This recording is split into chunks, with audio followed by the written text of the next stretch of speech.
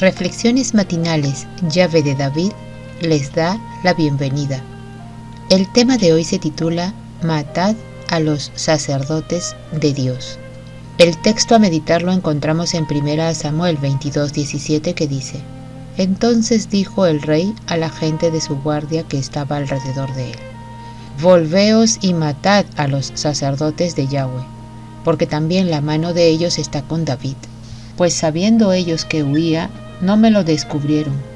Pero los siervos del rey no quisieron extender sus manos para matar a los sacerdotes de Yahweh. No pueden los hombres alejarse del consejo de Dios y retener la calma ni la sabiduría necesarias para obrar con justicia y discreción. No hay locura tan temible ni tan desesperada y fútil como la que consiste en seguir el juicio humano, sin dirección de la sabiduría de Dios. Saúl había hecho preparativos para atrapar y capturar a David en la cueva de Adulam. Y cuando descubrió que David había dejado ese refugio, el rey se enfureció mucho. La huida de David era un misterio para Saúl. Solo podía explicársela por la sospecha de que había en su campamento varios traidores que habían puesto al hijo de Isaí al tanto de su proximidad y sus propósitos.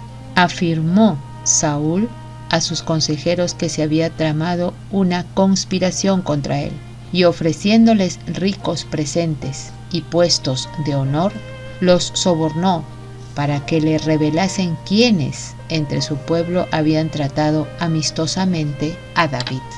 Doeg, el idumeo, se hizo delator.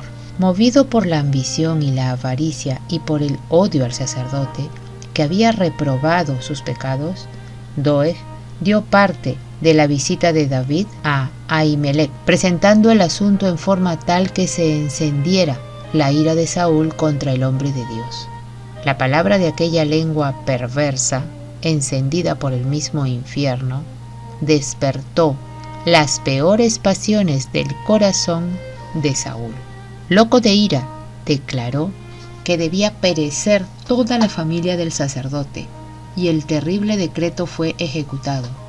No solo se mató a Ahimelech, sino que también a los mismos miembros de la casa de su padre les dio muerte, por orden del rey, la mano homicida de Doeg.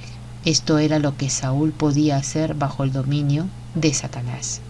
Cuando Dios declaró que la iniquidad de los amalecitas estaba rebasando y le ordenó que los destruyera totalmente, Saúl se creyó demasiado compasivo para ejecutar la sentencia divina y salvó lo que estaba dedicado a la destrucción.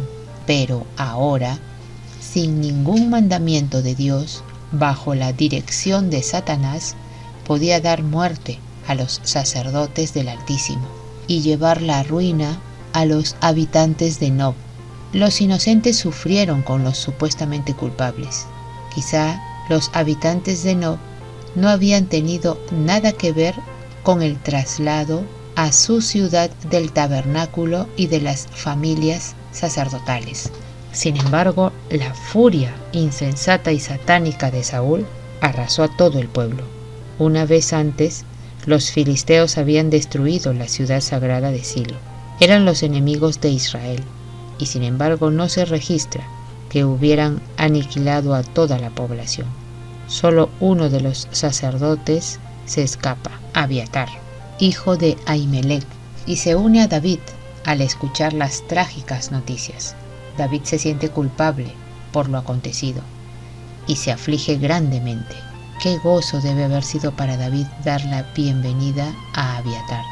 Debe haber recibido ánimo al ver el Urim y el Tumim y saber que a pesar de la devastación de Nob, Yahweh había preservado el efod y al sacerdote que lo guardaba. Sin embargo, cuando David supo de la terrible tragedia, quedó lleno de remordimiento al comprender que había sido responsable de la muerte del sumo sacerdote y de los que habían perecido con él.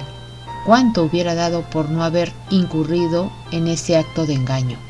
Con regocijo habría procedido de un modo diferente si hubiese podido vivir de nuevo el año, pero no podía deshacer el pasado. Espantosa fue su acusación propia, y sin embargo no podía hacer nada sino extenderse a lo que está delante.